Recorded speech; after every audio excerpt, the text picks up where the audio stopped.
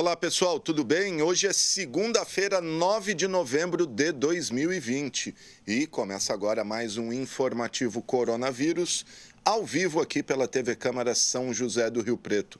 Lembrando que você pode e deve participar aqui com a gente, enviando sua sugestão, sua crítica, sua opinião aqui para o nosso WhatsApp, anote aí, 99163-7905 e temos aí também o telefone fixo aqui da TV Câmara 3214-7766. Estamos ao vivo também pelas redes sociais do Legislativo, estamos lá no Facebook e no YouTube, acesse nossas páginas, curta e compartilhe que você será notificado sempre que um novo programa estiver no ar. E estamos ao vivo também pelo streaming do nosso site www.riopreto.sp.leg.br, além de acompanhar nossa programação 24 horas por dia, você também fica por dentro de tudo que acontece aqui na Câmara Municipal, os projetos em tramitação, as pautas das sessões ordinárias, enfim. Bom, vamos aí às atualizações dos casos de coronavírus em Rio Preto, relativas ao final de semana inteiro, né? A última atualização foi na sexta-feira. Aos finais de semana, a Prefeitura não encaminha mais a atualização dos casos. Então, até hoje, 9 de novembro, foram confirmados 27.061 casos positivos, isso acumulado desde o início da pandemia, mas 274 novos casos registrados desde sexta-feira. E até o momento, infelizmente, 741 mortes foram confirmadas desde o início da pandemia, sendo 10 mortes nos últimos 3 dias. 10 mortes relativas a sexta, sábado e domingo. Esses são os dados aí da Covid atualizados hoje. E no final de semana, como a gente falou na sexta-feira, né, a Prefeitura iniciou aí uma testagem em massa da população para preparação de um inquérito sorológico. Então, no último sábado, no dia 7, né, a Prefeitura começou a testar a população ali na Praça Rui Barbosa. É o teste, o IgG, o teste de sangue, para saber quem já teve contato com o vírus, né, quem já foi contaminado ou não. Essa testagem é parte de uma estratégia realizada em parceria com o Instituto Butantan e o laboratório HiLab para identificar a extensão da transmissão da doença em determinadas populações ou grupos populacionais. Foram realizados no sábado 735 testes em 3 pontos, né? Na Praça Rui Barbosa, como eu disse, na UBS Central e também no Laboratório Municipal. Essa testagem vai até o dia 30 de novembro, sendo que durante a semana será realizada por agendamento para os seguintes grupos. Olha só, se você estiver nesses grupos e tiver interesse em fazer o exame, é só agendar. Então, crianças de 3 a 14 anos, professores da rede pública, adultos de 15 a 29 anos, idosos em situação de cama e acamados, os pacientes atendidos nos CAPs e complexo de doenças transmissíveis. Contatos de casos confirmados, se você teve um familiar que teve a Covid, pode fazer o teste também. E também os universitários dos cursos da área de saúde. Esse agendamento está sendo feito pelas secretarias de Educação e Saúde.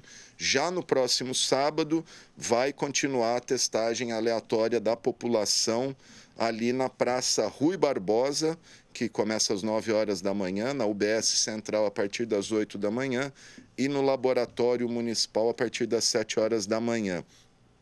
Em todos os locais, a Prefeitura informa que haverá distribuição de senha e será necessário apresentar um documento com foto e o CPF. Os resultados que indicam aí se a pessoa teve a infecção serão enviados na próxima semana por e-mail ou mensagem de texto no celular do testado.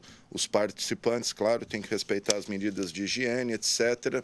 Segundo o secretário Aldenes disse na sexta-feira, essa é uma maneira de saber a extensão da pandemia em Rio Preto, né? Porque às vezes muita gente pegou, ficou assintomática e nem não entra nas estatísticas.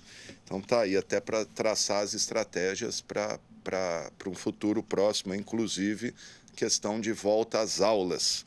Tá aí, então, se tiver mais dúvidas, é só acessar o site da Prefeitura, lá está tudo explicadinho. Em todo o mundo, hoje, já são confirmados 50.591.000 infectados, com 1.258.000 mortes.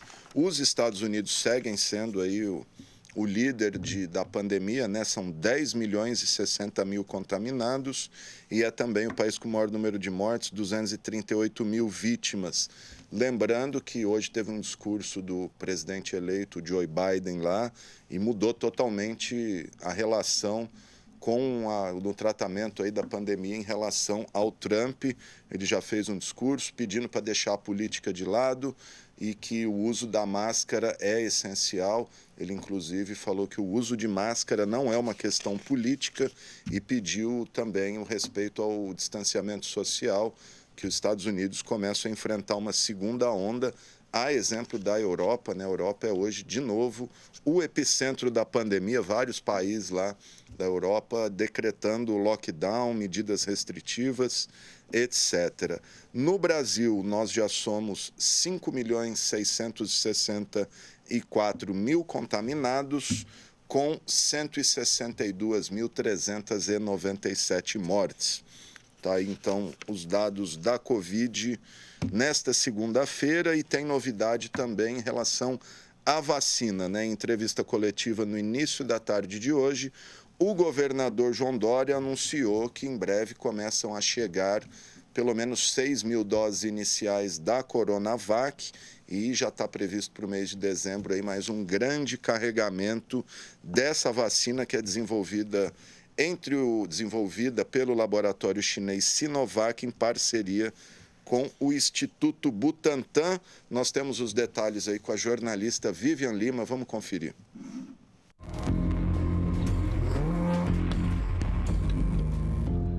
As primeiras doses da vacina Coronavac contra a Covid-19 chegam ao Brasil no dia 20 de novembro.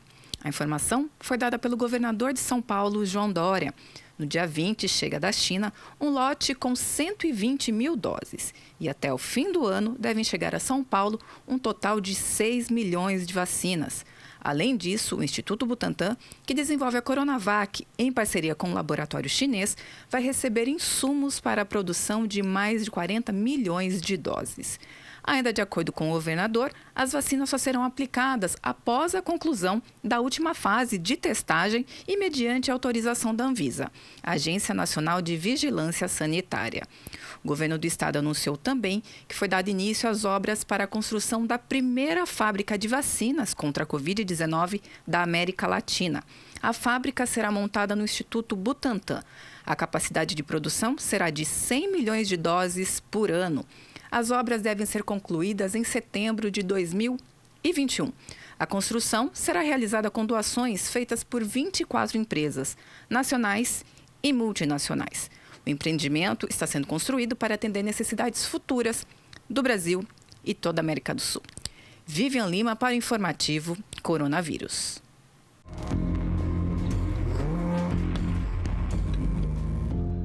Bom, tá aí então, gente. Que bom que tomara que funcione, porque a Pfizer também anunciou hoje que a sua vacina experimental contra a Covid-19 se mostrou 90% eficaz na prevenção da doença, com base em dados iniciais de um estudo amplo. Essa eficácia de proteção ao SARS-CoV-2 foi alcançada 7 dias depois da segunda dose da vacina e 28 dias após a primeira, informou o grupo americano num comunicado conjunto com a empresa alemã BioNTech. Então, essa vacina da Pfizer aí, que também já concluiu a fase 3, né? Já inclusive foram publicados esses relatórios da fase 3, 90% eficaz na imunização, que bom também. Então, é bom que tenham várias vacinas, porque a hora que todas forem autorizadas, a gente vai precisar de bilhões de doses para imunizar a população do planeta todo. Então, tem que ter mesmo várias vacinas, muita produção para acabar logo essa pandemia, afastar esse fantasma. Bom, vamos mudar de assunto, falar do tempo. O tempo virou em Rio Preto, caindo uma chuvinha, pequena chuvinha agora aqui no centro de Rio Preto, mas o céu bastante escuro aí, tudo indica que deve cair uma boa chuva. Vamos conferir o que diz o professor José Mário de Andrade sobre o tempo de Rio Preto. Vamos lá.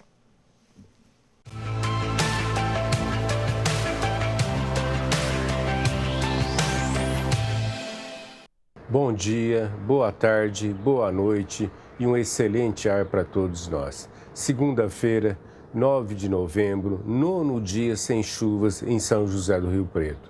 Às 6 horas da manhã, temperatura de 25 graus, umidade relativa do ar de 47% e ventos do quadrante este com velocidade de 6 km por hora, trazendo mais umidade para o noroeste paulista. A temperatura máxima poderá atingir no dia de hoje 36 graus e no período da tarde a umidade mínima chegará em torno de 20%, muito abaixo de 60%, conforme orienta a Organização Mundial da Saúde. O sol nasceu por em torno de 5 horas e 30 minutos e o poente acontecerá por volta de 18 horas e 30 minutos, perfazendo um período de 13 horas de intensa insolação, durante a qual aumenta muito a intensidade da radiação ultravioleta, radiação essa nociva para a saúde humana. A qualidade do ar manterá num nível moderado, com poucas irritações para o sistema respiratório humano. Há previsões de chuvas no período entre a tarde e a noite do dia de hoje, mas as chuvas serão esparsas de apenas 2-3 milímetros, insuficientes para recompor a umidade do solo e também recompor a vazão do Rio Preto, manancial de abastecimento público responsável pelo abastecimento de 180 mil pessoas aqui na nossa cidade.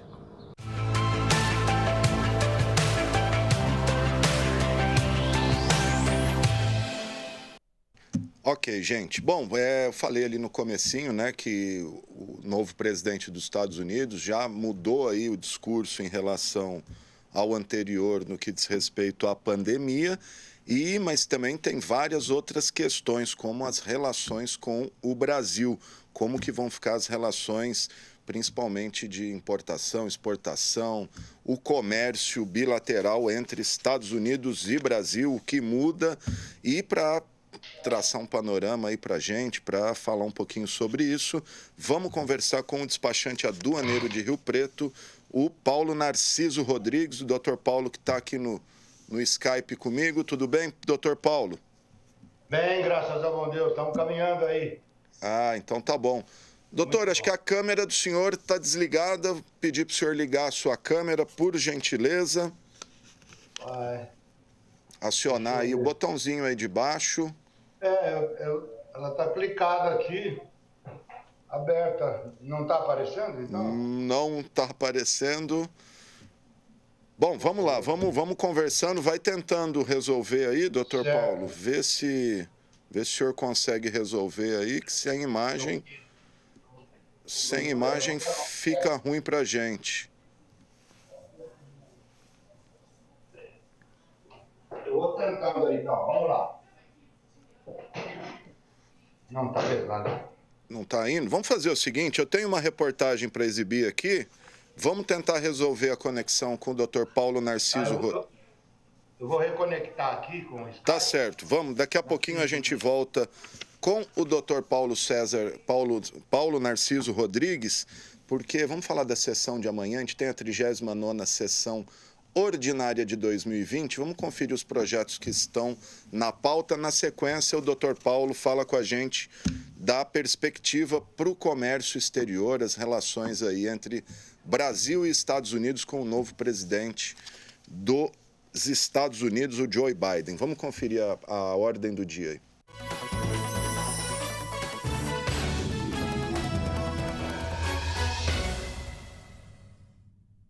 Os vereadores de Rio Preto vão analisar 11 itens na 39ª sessão ordinária de 2020, que será realizada no dia 10 de novembro, começando pelo veto do prefeito ao projeto do vereador Jorge Menezes, que trata da isenção de juros e multas em razão da pandemia para pagamento do IPTU no mês de dezembro.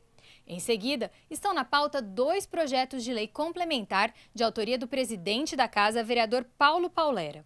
Um dispõe sobre a concessão de reparcelamento e moratória de dívidas e acordos realizados no âmbito do Programa de Parcelamento Incentivado do município, o PPI. E o outro permite o reparcelamento de débitos municipais objeto de parcelamentos anteriores rompidos por inadimplemento do solicitante. O presidente da Câmara é autor ainda de 2 projetos de lei que estão na pauta. O que declara de utilidade pública municipal a Associação Católica União Fraterna e o que permite o estacionamento de veículos exclusivamente das 8h30 da manhã às 4h30 da tarde e das 7h30 da noite às 5 horas da manhã em todos os corredores destinados aos ônibus de transporte coletivo em Rio Preto. Dentre os outros 5 projetos de lei que estão na pauta, 2 são de autoria do vereador Renato Pupo. Um que inclui no calendário oficial do município o Dia do Educador Especial, a ser celebrado anualmente em 22 de agosto, e o outro que institui o Dia Municipal de Protetores, Tutores e Cuidadores Solidários de Animais, a ser comemorado anualmente no dia 4 de outubro.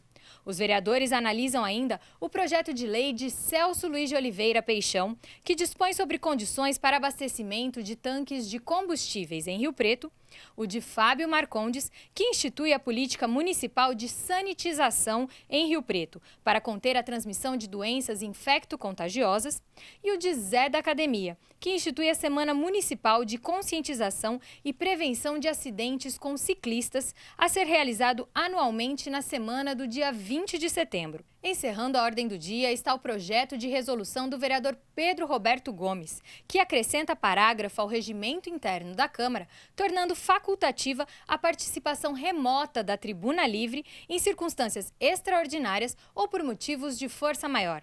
A sessão tem início às 5 da tarde, com transmissão ao vivo pela TV Câmara, canal 4 da NET e 28.2 em sinal digital e pela Rádio Educativa 106,7 FM. Maria Estela Calças para a TV Câmara, o canal do Legislativo.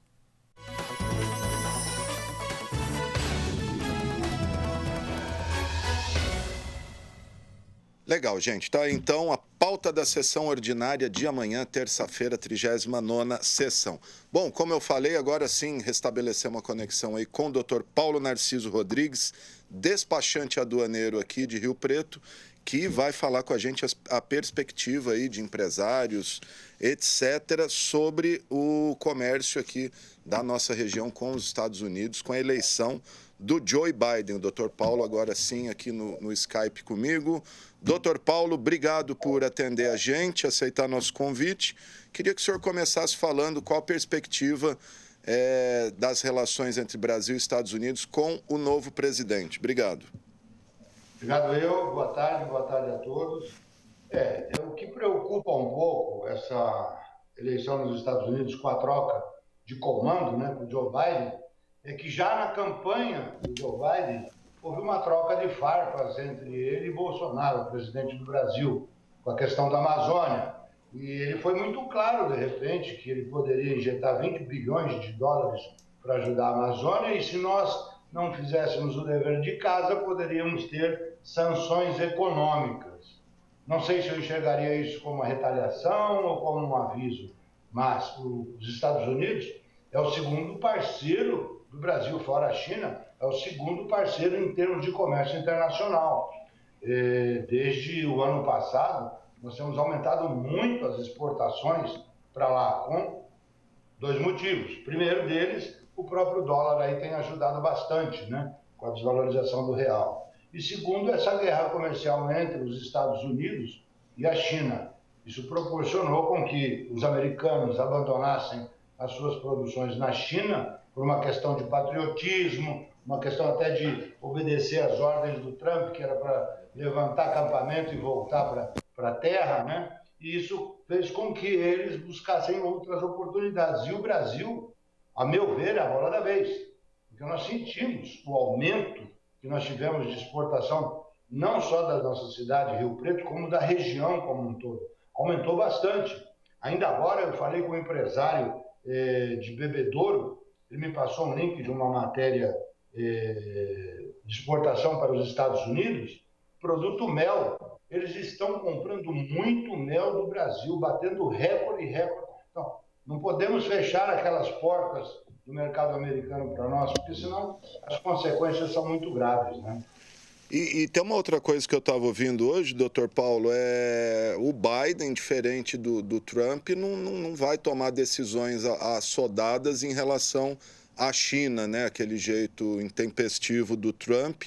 E que corremos o risco aí de China e Estados Unidos começarem a se acertar e o Brasil ficar à margem desse comércio, principalmente em relação ao agronegócio. Tem esse temor também? Ah, com certeza. Eu também havia pensado nessa mesma linha de raciocínio, porque ele vai apaziguar, vai colocar panos quentes, vai fazer uma relação de boa amizade, retomar aqueles pontos negativos que, de repente, podia até vir uma guerra por aí, com essa retaliação com a China, né? Então, o Trump aumentou muito os impostos e o Brasil está indo na contramão. O Brasil está abaixando impostos de vários itens, não só de produtos para a alimentação do ser humano, como também, agora, recentemente, nós temos aí a importação de brinquedos no Brasil, que para proteger a indústria nacional, mesmo que o Trump fez lá nos Estados Unidos, porque a Organização Mundial do Comércio, como eu diria, ela organiza isso, ela não deixa o país colocar um imposto que seja impossível de alguém importar o produto. Então, no caso nosso do brinquedo, a semana passada, sexta-feira saiu, o Brasil reduziu o imposto de importação de 35% para 20%. Resultado, já se compra brinquedo da China com esse imposto alto de 35%. Com 20%, então, vai ficar muito mais fácil o pessoal encher os contêineres e invadir aí o Brasil inteiro, a 25 de março, então nem se fala. E essa era a linha do Trump com relação aos Estados Unidos, em relação à China. Ele travava através do aumento de impostos, através de protecionismo por baixo do pano, que não aparecia, né? E o Biden, com certeza, vai rever isso para fazer aquela política de boa vizinhança, de boa amizade. O bom garoto está chegando, a coisa vai entrar. Eu tinha pensado realmente nessa linha. Sim. Que ele vai partir por isso aí. É ruim para nós, né? É ruim para nós. Sem dúvida. O senhor imagina que pode ter uma mudança na linha da diplomacia externa aí brasileira? Inclusive, fala-se na mudança do chanceler, o Ernesto Araújo. O que os empresários consideram, acham disso? Eu vi ainda ontem uma entrevista do ex-embaixador do Brasil em Washington, ele comentando, não só o Rubens Mercúrio, como o Antônio Barbosa, comentando que realmente nós estamos aí num risco eminente de termos problemas comerciais com os Estados Unidos. E espero que isso não aconteça, até porque uma coisa que eu antes nunca tinha visto, imagina os móveis que a gente tem aqui na nossa região, estão invadindo aqueles mercados que tem nos Estados Unidos, são containers de 40 pés que dão muitos e muitos produtos.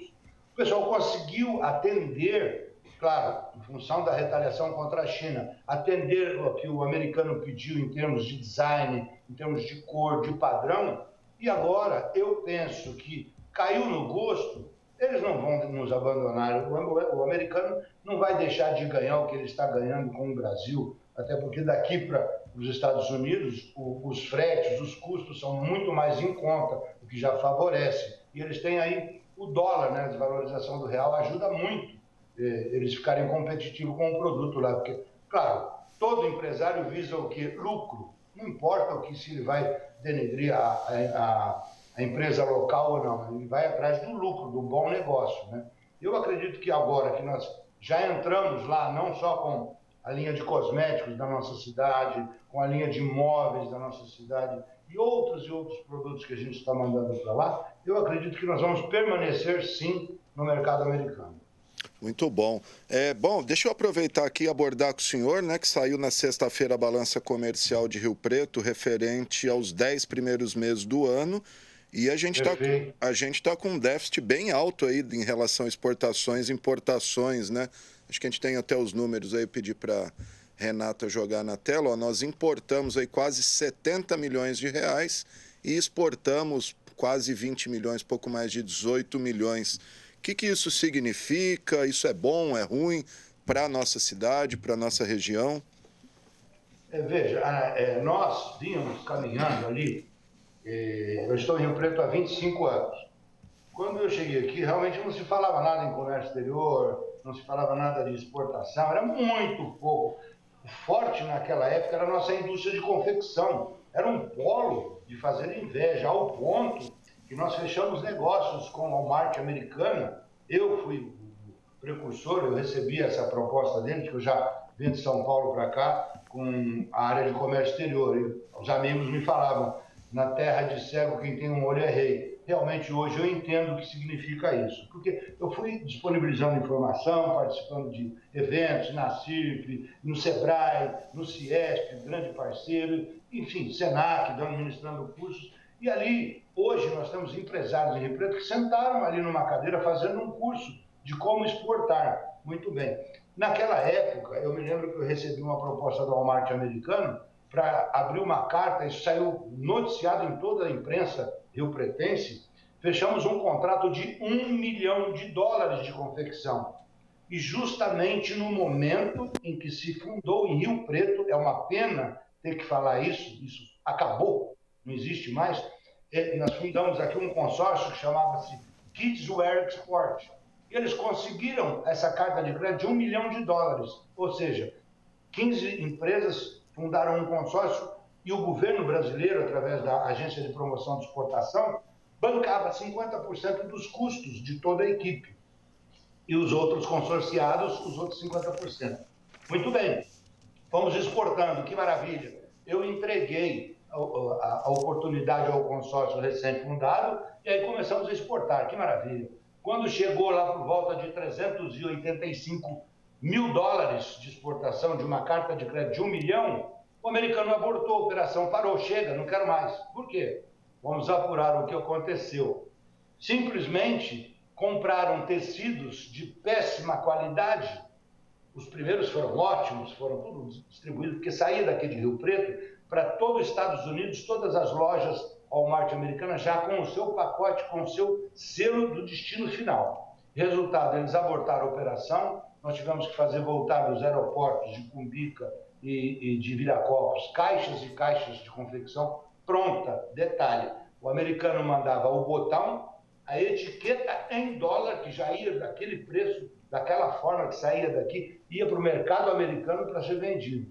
Eles abortaram a operação, nós perdemos e nunca mais conseguimos retomar isso. Era um polo de exportação. Outra indústria aqui, também de confecção infantil, na mesma época, caíram aqui os canadenses e compraram um container de $220 mil à época de confecção infantil. Metade para o Canadá e metade para os Estados Unidos. Essa foi tudo certinho, tudo bonitinho, mas o pessoal, não sei, aqui em Rio Preto não tem aquela vocação para exportar. A nossa cidade é mais uma prestação de serviços, de fato, como a gente vê por aí nos grandes edifícios, nos grandes prédios, todo mundo quer prestar o serviço. Mas exportar mesmo, nós temos, por exemplo, alguns CNPJs que o escritório está em Rio Preto. Então, o crédito dessas exportações vem para Rio Preto, mas a planta, onde produz, está longe daqui. Só que o escritório, a administração está aqui, então o serviço está aqui. Mas, embora estando aqui, o CNPJ que exporta vem o crédito para nós, né? É uma pena tudo isso, sabe por quê? Eu estou olhando aqui os números, lá em 2007, 2008, 2009, nós vínhamos caminhando... Pois é, era até o que eu ia falar. Ó, 2009, por exemplo, a gente exportou $45 milhões e importou Exato. 30. Agora inverteu aí, estamos exportando muito menos e importando muito mais.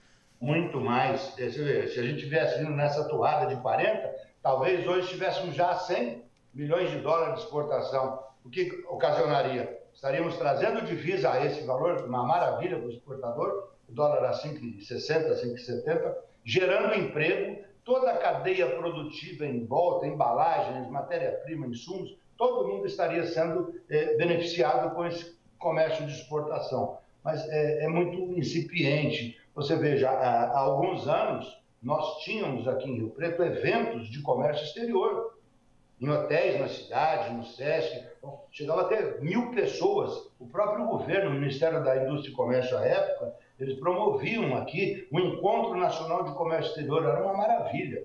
O nosso prefeito, à ocasião, conseguiu trazer este evento que só era realizado nas capitais, mas nós conseguimos trazer por 2 vezes esse evento para Rio Preto. Isso dá uma fomentada naquele momento, dá aquele burburinho, o pessoal começa a buscar a informação para exportar, né? Mas, infelizmente, ainda não readquirimos aquela nossa cultura que estava lá em 2008, 2009, vindo para cá, né? Parou no tempo praticamente. E a importação, apesar do dólar que aí está, esse ano, tanto a importação quanto a exportação não vai atingir os números de 2019. Seguramente, nós estamos aí há 2 meses de fechar o ano, nós estamos agora há 2 meses, não vai se importar aí mais 30 milhões de dólares, não, para bater aí os 113 do ano de 2019.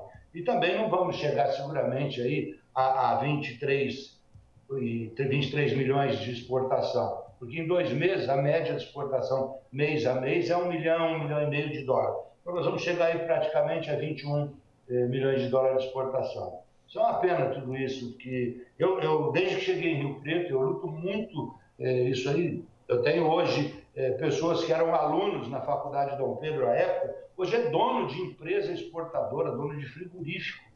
Então, isso é uma satisfação muito grande. São lá 25 anos que eu estou aqui, né? E a empresa agora está fazendo 28 anos. Mas desde então, eu não meço esforços de fazer uma propaganda, de disponibilizar informação, de dar uma palestra no Senac, no Sebrae, aonde quer que me chegue. Todas as escolas de Rio Preto, faculdades, a gente já foi levando a informação. E sempre aparece alguém, como diria lá, captei a vossa mensagem. Aí ele vem e começa a exportar, né? Isso é muito gratificante para nós. Esse, por exemplo, do mel, que eu falei há pouco para você, que ele me mandou o link da entrevista, que ele saiu hoje, que o Brasil está crescendo muito, porque o americano, há tempos atrás, o mel estava com o preço estabilizado.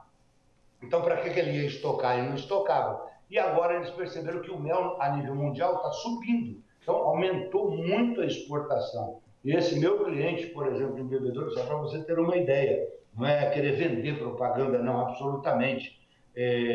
Assim como vários outros. Ele veio de bebedouro fazer um curso aqui em Rio Preto, num hotel que a gente fez um curso de exportação. Ele chegou a ser o maior exportador de mel do Brasil, nem ele sabia. A ponto que o Grupo Votorantim chegou lá e comprou toda a empresa dele, há anos atrás. E eu perdi o meu cliente, porque o Votorantim já tinha toda uma estrutura de exportação. Mas é aquele negócio, né? Os empresários, os investidores, eles percebem aquele negócio que está evoluindo, que está crescendo, ele vem e compra, porque ali é uma fonte de renda de investimento para ter mais capital. Não foi isso que aconteceu. Passado alguns anos, 4 anos depois, o Grupo Votorantim chegou e falou, você vai me vender a sua empresa? Não está à venda. Quanto você quer? Vendeu. Passado um tempo, começaram a ter prejuízo, porque não tinha expertise, não tinha administração, a colheita do mel, tudo certinho. Voltaram para ele, você vai comprar de novo. Não, eu investi agora em fazenda, em eucalipto, em outras coisas. Não, você vai comprar, quanto você quer pagar? Resumo, ele vendeu na alta e comprou na baixa. Ele estava em 7º lugar, perdeu do 1º para 7º lugar, hoje ele já está em 3º novamente como exportador de mel do Brasil. Então, maravilha. Para nós é gratificante, porque foi através de informação, é o que eu falo sempre. Não adianta você ter a informação e não fazer uso dela. É importante fazer uso. Sem dúvida. Vamos abordar uns outros dados aqui da balança. Estados Unidos é o nosso maior cliente, né? 22%. Perfeito. E a nossa maior exportação é justamente miudezas de animais. Em segundo, carne bovina aí, né? E terceiro, artigos ortopédicos aí, próteses, etc. Isso, né? Perfeito. Olha o que você está falando, Esse item que é o principal de exportação de Rio Preto era uma empresa riopretense. Os americanos compraram ela. Entendeu? Eu particularmente, eu visitava essa empresa aqui na Rua México, em Rio Preto, e eu me recordo muito que na porta de entrada tinha metade da bandeira do Brasil e metade da bandeira dos Estados Unidos. E o cliente americano comprou. E o meu cliente ficou sem, quer dizer, fez um bom negócio, né? E aí está retomando hoje o mercado após passar aquele período de carência entre contratos. Mas você vê, foi uma oportunidade que uma empresa local teve de vender toda a sua produção, né? Muito bom. E eu imagino que essas miudezas aí devem ser para a China, né? Sim, é Hong Kong, tudo Hong Kong. De Hong Kong vai tudo para a China. Um detalhe importante que saiu na balança comercial de Rio Preto e do Brasil, vamos dizer assim, vamos focar no Brasil. Eu divulguei esse vídeo que o Ministério da Economia soltou. Eu analisei, na pandemia, todos os países com que o Brasil tinha relacionamento ficaram em déficit, deixaram de comprar do Brasil. Nós não exportamos, exceto para a Ásia, que aumentou em 14% as suas compras, e a China em 7%. Olha que interessante. Em plena pandemia, a Ásia e a China continuaram a comprar e aumentar ainda a sua condição. Diferentemente da importação, todos os países com os quais o Brasil mantinha um relacionamento comercial importando, todos, sem exceção, ficou em déficit, ficou negativo. Sem dúvida. Precisam de muita comida, né? Muita gente. E, curiosamente, a nossa maior importação também é peixe fresco ou refrigerado, né? Por que Rio Preto importa tanto peixe? Eu diria que aí é um fato interessante. Eu gosto de conversar sobre isso, porque eu recebo muita gente no escritório querendo importar, querendo exportar, ou então querendo, vamos falar o português, claro, ir no vácuo daquele que está se dando bem. Ou o cara está crescendo, o cara está aí. Quantos e quantos eu não vi acontecer, não deu certo. Esse caso do salmão, por exemplo. Deve ser o Mar Rio aí, Mar Frio. É o próprio, Mar Rio Pescado. O que acontece? Ele sabe o que faz com o produto, o que importa. É a pergunta que eu faço quando a pessoa senta aqui. Olha, eu quero importar isso, aquilo. Você sabe o que vai fazer com o produto? Você tem o destino certo? Ah, não, essa é a minha área, eu conheço e tal, não tem problema, isso aqui é tranquilo. Então, meu amigo, pode importar que você vai se dar muito bem. Agora, diferentemente de você ver, eu já recebi inúmeras pessoas querendo importar o salmão, porque, poxa, se você olhar essas lojas da Mar Rio que cresceu, eu bato palma para um homem desse, a expertise que ele teve, a visão que ele teve e o investimento que ele fez dentro do próprio negócio, hoje ele está muito sólido. Ele não para mais, ele que mantém. Eu diria que nessas exportações rio-pretense, em torno de quase 60% está na mão dele. Não é só o salmão, são outros e outros produtos, além de vinhos também, e produtos da culinária japonesa. Poxa, o Rio Preto tem mais restaurante japonês e chinês, mais japonês, vamos dizer assim, do que churrascaria. Isso já foi noticiado aí. Então, uma coisa importante, você quer entrar no comércio exterior? Sim. Exportar é mais complicado, porque você vai ter que garimpar, vai ter que encontrar o importador, mandar a amostra e tal. Nós auxiliamos muito as empresas nesse sentido. Agora, importar não. Importar você vai lá, pagou, ele embarcou, chegou. Você tem que saber a legislação para não parar na alfândega. De repente você faz uma importação aí, tem Anvisa, tem mapa, tem metro, pronto, perderam a mercadoria. Quantos já não perderam a mercadoria?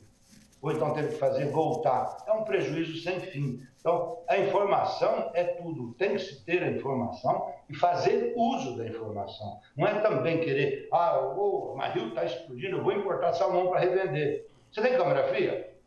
Você sabe para onde vai vender? Você tem um banco de dados para distribuir? Eu, pelo que já vi, ele tem mais de 800 pontos que ele distribui o salmão dele, inclusive para Santos, na Baixada Santista. Você vê os caminhãozinhos correndo aí nas rodovias. Coisa, em Rio Preto vendendo peixe para a cidade de praia. Ô, doutor Paulo, para a gente terminar, em segundo, nossa importação, diodos, transistores e dispositivos fotossensíveis. Por que isso? É a febre do momento. Eu acabei de instalar tanto na minha empresa aqui, já está aqui há 4 meses, e a semana passada eu concluí a instalação em casa. Painel solar. Todo mundo pondo isso. Energia solar, vai gerar energia solar. Tem algumas empresas em Rio Preto que se dedicaram a isso, foram para a Alemanha, fizeram um curso de como funciona. E detalhe, o Bolsonaro, 1º de outubro, baixou o imposto de importação para 0%. Se não me falha a memória, era 14%. Ele baixou para 0%. Tinha um receio que a CPFL e outros não ia deixar implantar as placas voltaicas nas residências, nas empresas, porque ele ia deixar de arrecadar. O Bolsonaro falou, não, tem que ter energia. Ele foi e baixou o imposto de importação.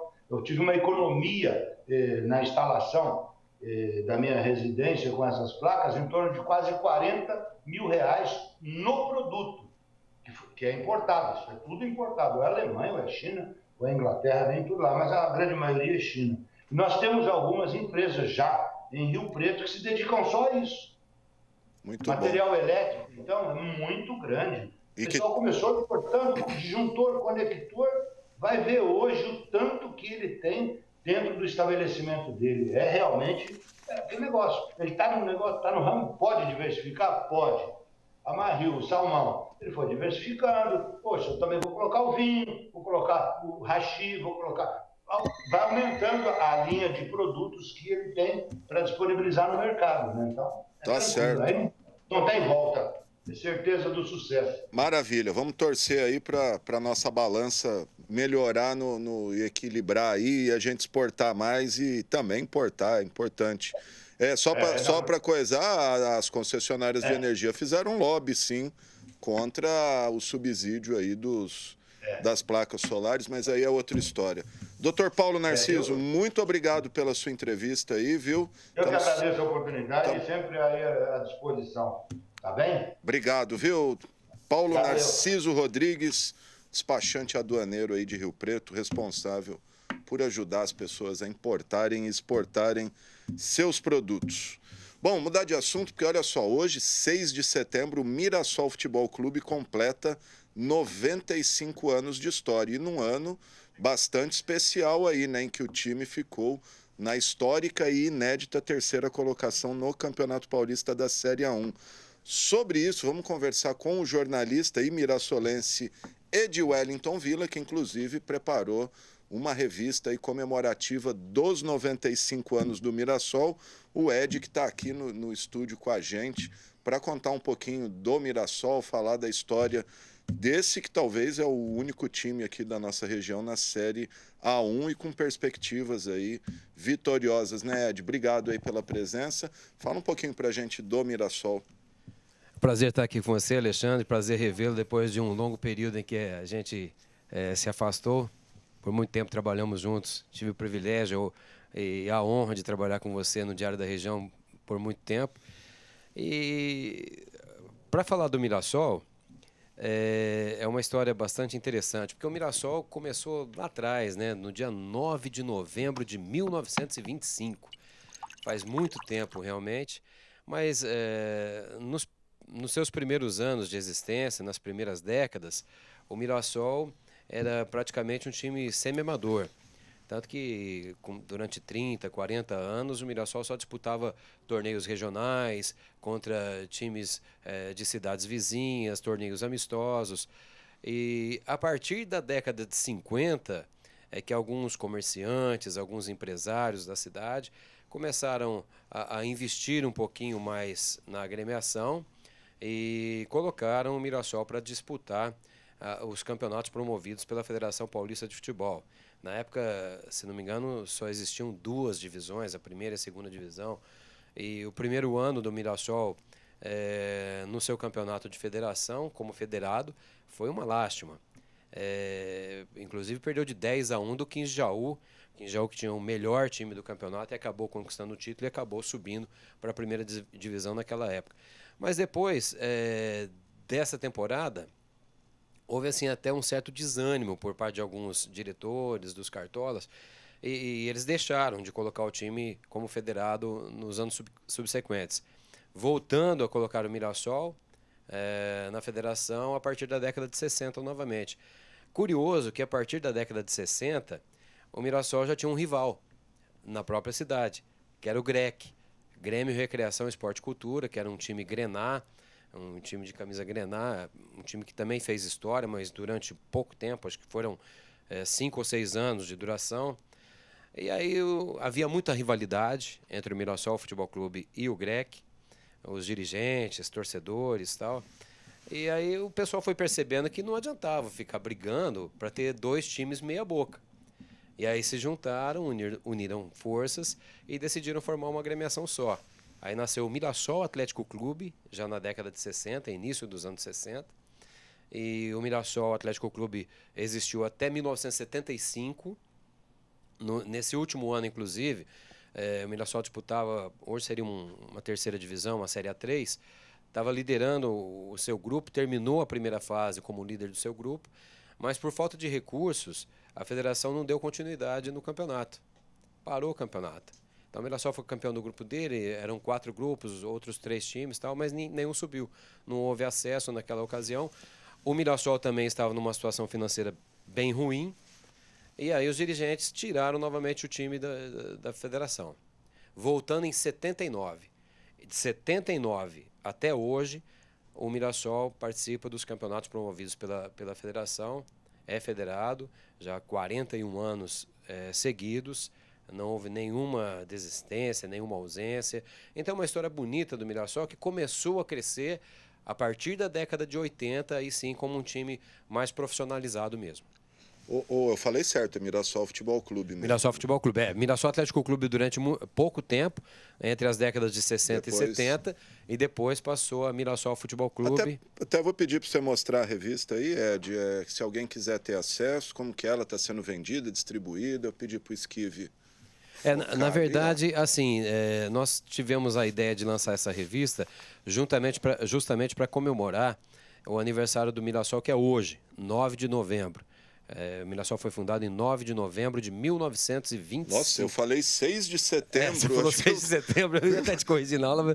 9 de novembro, desculpa. Na verdade, aí. O aniversário da cidade de Mirassol é 8 de setembro.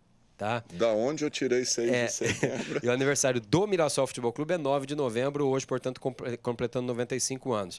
E depois que o Mirassol fez a ótima campanha, como você citou no início aí, com o 3º lugar no Paulistão, atrás apenas do Palmeiras, que foi o campeão, e do Corinthians. E tirou o meu São Paulo, né? Exatamente, tirou o São Paulo na semifinal. Então, em razão dessa histórica campanha, na verdade, o meu pai, Edivar Vila, que é um jornalista antigo, radialista de longa data também, já trabalhou Rádio Independência e muitas rádios, Rádio Brasil Novo aqui em Rio Preto, a Band FM e outras cidades também. Está na CBN ainda? Ele está na CBN até hoje e transmite futebol, os jogos do Mirassol, por uma emissora só da internet, né? Web rádio. A TS Rádio lá de Mirassol, ele continua transmitindo. Curiosamente, o meu filho é o narrador e o meu pai é o comentarista. Da equipe. Família tá no sangue, né? Esportivos. Tá na veia. Então, o meu pai teve a ideia. O Mirassol foi muito bem, eu tenho um material que eu consegui coletar aí durante essa campanha no Paulistão, a gente pode fazer uma revista. Aí nós fomos amadurecendo essa ideia. Entramos em contato com o pessoal da diretoria do Mirassol. Eles também perceberam que era um bom projeto, né? E abraçaram a causa, patrocinaram esse projeto. E nessa data de hoje, em que comemora-se os 95 anos do Mirassol, nós fizemos o lançamento dessa revista. Tem um ótimo conteúdo que fala tudo sobre a campanha desse ano. 3º lugar, tem todos os jogos, tem público. O Mirassol ficou em 5º lugar em termos de média de público no Paulistão deste ano, atrás apenas dos 4 grandes. Ficou na frente de Ponte Preta, de times tradicionais que geralmente atraem muita torcida, muito público, e o Mirassol foi o 5º colocado. Vale ressaltar que nós tivemos a pandemia, o Paulistão teve público até a 10ª rodada, a partir da 11ª já os jogos foram realizados com portões fechados, sem público.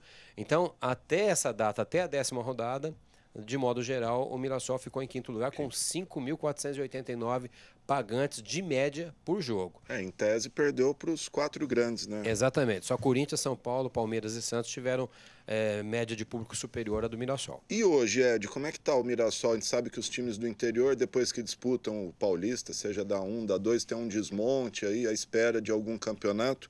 O Mirassol está em atividade, está disputando alguma coisa? O Mirassol ele está em atividade pela boa colocação que ele teve no Campeonato Paulista do ano passado, ele garantiu vaga no Brasileiro da Série D. O brasileiro, para você ingressar nele, ele é classificatório através dos torneios regionais, dos campeonatos estaduais. E o Mirassol, pela colocação do ano passado, garantiu essa vaga, está disputando o brasileiro da Série D. Ontem disputou a 11ª rodada, são 7 grupos com 8 equipes. O Mirassol está no grupo 7 e está em 3º lugar, atrás da Ferroviária de Araraquara e da Cabo Friense do Rio de Janeiro, que é a líder.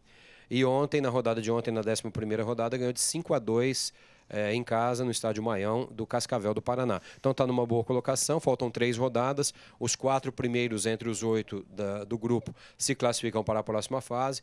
Então o time está bem motivado e esperançoso de confirmar a sua classificação nessas 3 rodadas restantes. Muito bom. Torcer para aí sobe para C, né? Assim, aí tem a segunda fase, aí vai longe, né? Porque o campeonato demorou para começar justamente porque os estaduais demoraram para ter a sequência, para acabar, né? Para terminar. Então o brasileiro da Série D desse ano vai terminar só em fevereiro do ano que vem.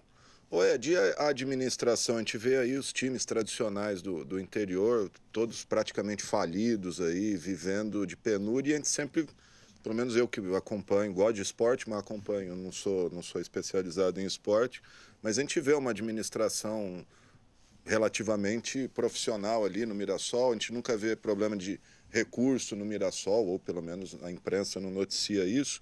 O que é o diferencial, o que o Mirassol conseguiu de diferencial para evitar aí essa, vamos dizer, falência, igual a gente vê América, Rio Preto, os times tradicionais aí, você citou o 15 de Jaú, né?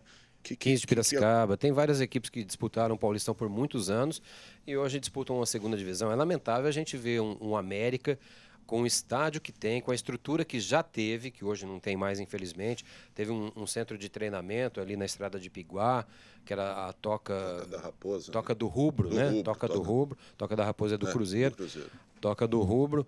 Então, infelizmente, a gente vê o América nessa situação é triste, né? Porque tinha tudo para ser mais um daqui da nossa região a representar a nossa região no cenário futebolístico, não só na 1ª divisão estadual, mas também na 1ª divisão nacional. Agora, na minha opinião, o diferencial do Mirassol é que a diretoria investe muito nas categorias de base e consegue negociar alguns jogadores com grandes clubes e, posteriormente, fica com um percentual da venda desses jogadores e havendo uma futura negociação desses novatos para o exterior, o Mirassol tem uma parte da receita, do dinheiro que foi colocado para comprar esse atleta. Então, com isso, o Mirassol vai fazendo seu caixa, vai formando seu caixa. E procura investir, pelo menos nos últimos anos tem feito isso, procurando investir na sua infraestrutura. Hoje o Mirassol possui um CT, um centro de treinamento fantástico. Até os profissionais que trabalham em grandes clubes falam que o centro de treinamento do Mirassol está entre os 15 melhores do Brasil hoje. Está num nível assim de Corinthians, de São Paulo, de Flamengo, dos times tops mesmo. Então, por isso que o Mirassol consegue se manter em uma situação financeira estável e consegue também montar bons times, trazendo bons jogadores para disputar os campeonatos e com isso consegue fazer boas campanhas. Outro diferencial, o Mirassol, se você analisar, paga até um pouco menos em termos salariais aos seus jogadores do que a maioria dos times do interior. Mas só que o pessoal vem para cá sabendo que vai receber. Sabendo que dia 5 é dia 5, acaba o jogo, se tiver um bicho, um prêmio extra ali, vai ser pago no vestiário logo após o jogo. Então isso dá mais confiança para que os jogadores possam vir, fazer um bom trabalho e saber que vão receber. Não adianta você combinar, vou ganhar 50 mil por mês e não recebe em outra nunca, equipe, né? Chega lá não recebe. Aqui, eu te prometo 30. Só que os 30 vão ser pagos religiosamente. Está garantido. E o técnico do Paulistão, como é o nome dele? O Ricardo Catalá. O Ricardo Catalá fez um bom trabalho. Aliás, ele chegou o ano passado. O Ricardo Catalá é um estudioso do futebol. Ele trabalhou muitos anos em clubes do interior de São Paulo, fez estágio na Europa, fez estágio em grandes clubes e ele estava como auxiliar no Bragantino antes de vir para o Mirassol. Aí ele veio para o Mirassol no ano passado, no segundo semestre, depois do Paulistão. O Mirassol disputaria a Copa Paulista, que é um torneio classificatório também para a Copa do Brasil e outros torneios nacionais, né? E ele fez um bom trabalho na Copa Paulista, o Mirassol foi até a semifinal, foi eliminado pelo 15 de Piracicaba. Aí ele comandou o time sub-20 na Copa São Paulo de Juniores, também com um bom trabalho, sendo eliminado pelo Corinthians nas oitavas de final. E com isso ele ganhou a oportunidade de comandar o time principal, o time profissional no Paulistão desse ano. E deu muito certo. Ele tinha assim o perfil da diretoria, que a diretoria precisava. Ele teve um bom relacionamento, até hoje, um ótimo relacionamento com a diretoria. E com isso eles conseguiram montar um bom time com bons profissionais. E o Mirassol fez a surpreendente campanha que culminou com a 3ª colocação no Paulistão. E hoje ele está onde, o Catalá? Então, aí depois do Mirassol, ele tinha até proposta para continuar agora para a Série D, né? Mas aí o Guarani, que é a Série B do Brasileiro, fez o convite para ele, levou o Catalá para o Guarani, mas ele também lá não conseguiu repetir o bom trabalho que ele lutando aí para não cair, né? Ele não conseguiu repetir o bom trabalho que ele fez no Mirassol e depois de 5, 6 rodadas ele acabou sendo desligado do clube e hoje ele está parado. Porque o Mirassol contratou o Eduardo Batista, que é filho do Nelsinho Batista, que está comandando o time na Série D. Ô Ed, uma curiosidade, o Mirassol ele é um clube de associados assim, modelo tradicional, que tem conselheiro e tal, ou é mais clube empresa? Hoje é um clube empresa, podemos dizer assim, mas que tem seu quadro associativo. Tem o seu conselho deliberativo, né, o conselho que fiscaliza todos os atos da diretoria. E o Mirassol tem um quadro associativo de torcedores que compram o passaporte do Leão, que são os ingressos para os jogos do time em casa. Tem vários modelos desse passaporte, desde a geral, que é o ingresso mais simples, que custa um pouco mais barato, até o da cativa, que custa um pouco mais caro. Mas juntando todos esses torcedores, eu acredito que dá umas 2.000 pessoas. Esse ano o Mirassol conseguiu um pouco mais, porque fez uma boa promoção em parceria com o Edivaldo Ferraz e sua empresa, que colocaram o ingresso bem mais barato. A promoção foi excelente, com camisa oficial também, tudo por um preço bem acessível, e por isso o Mirassol conseguiu, acho que, 3.500 associados esse ano. Eu perguntei porque a gente tem o Bragantino agora, né, que foi comprado aí pela Red Bull e surgiu como um modelo a ser seguido, mas ainda não mostrou muito resultado, né? Pensava-se, quando o Bragantino foi campeão com sobras da Série B do ano passado, do Brasileiro, pensava-se que o Bragantino ia brigar pela ponta no Brasileirão desse ano. E estamos vendo aí que não é bem assim, né? É diferente. O Brasileirão é uma estrutura mais rigorosa, mais exigente. Então o Bragantino está na parte de baixo da classificação. Mas é um modelo a ser seguido pelos clubes do interior, sim. É um modelo. Eu falo porque a gente vê, tipo, América, Rio Preto até estava bem um tempo atrás, mas daí é briga de conselheiro com presidente, exatamente, com diretoria, e parece que isso que afunda os times aí, né? Essas brigas pessoais entre cartolas, conselheiros e tal, isso aí, queira ou não, acaba influenciando na administração e faz com que reflita dentro de campo e a equipe não renda o que precisa render. Mas o Bragantino, com essa parceria que ele formou com essa multinacional, é um modelo a ser seguido. Vale lembrar que o Mirassol não tem parcerias, teve até no começo desse ano. A Poti é só patrocinador. Só patrocinadores, são 13 patrocinadores fixos, né? Mas o Mirassol tem os seus diretores.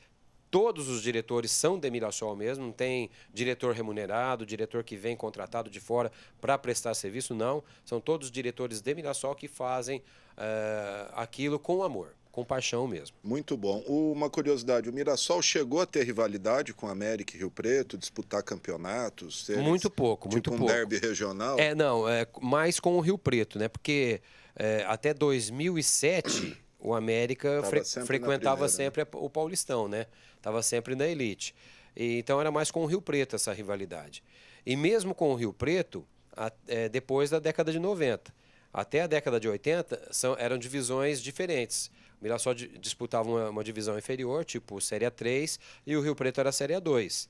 Aí depois, em 87, que o Mirassol conseguiu subir, que passou a ter esses confrontos mais diretos com o Rio Preto na Série A2.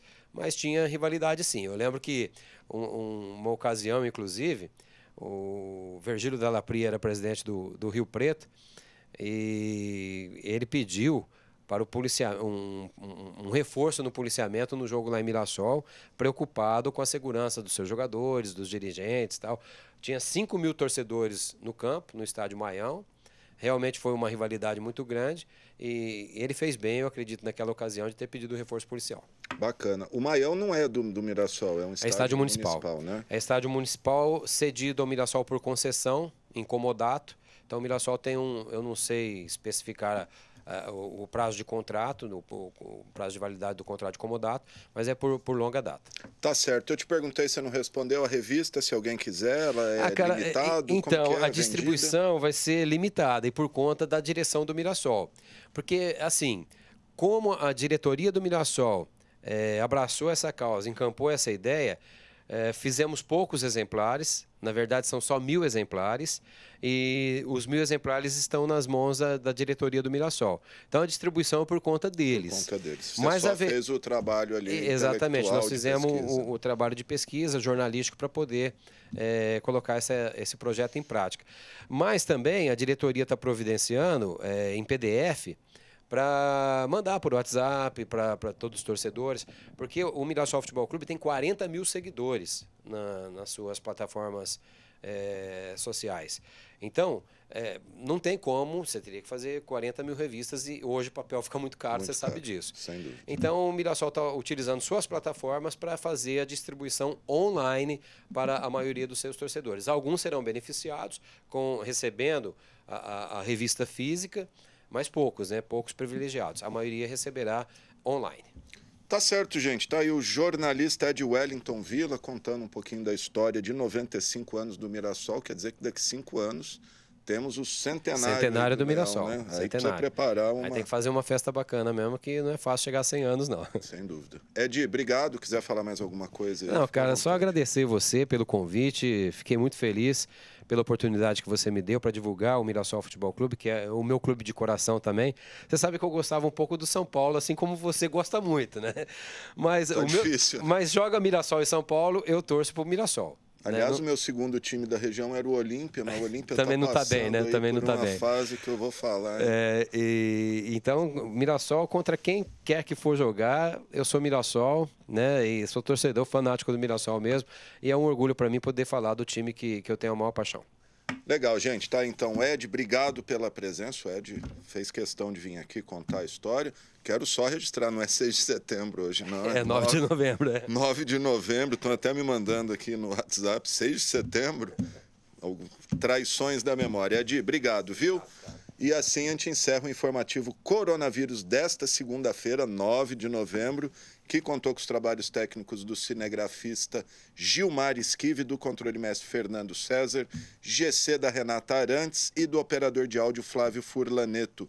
E se você quiser rever esse programa, ele será reprisado logo mais às 9 horas da noite, ao longo da nossa programação e para sempre aí está nas nossas redes sociais. A gente volta amanhã às 4 horas da tarde e a gente termina hoje em homenagem aí à cantora Vanusa, que morreu nesse fim de semana com 73 anos. A gente vai terminar com a música que ela canta em inglês, What to Do, que inclusive muita gente diz que ela foi plagiada pelo Black Sabbath naquela música Sabbath, Blood Sabbath.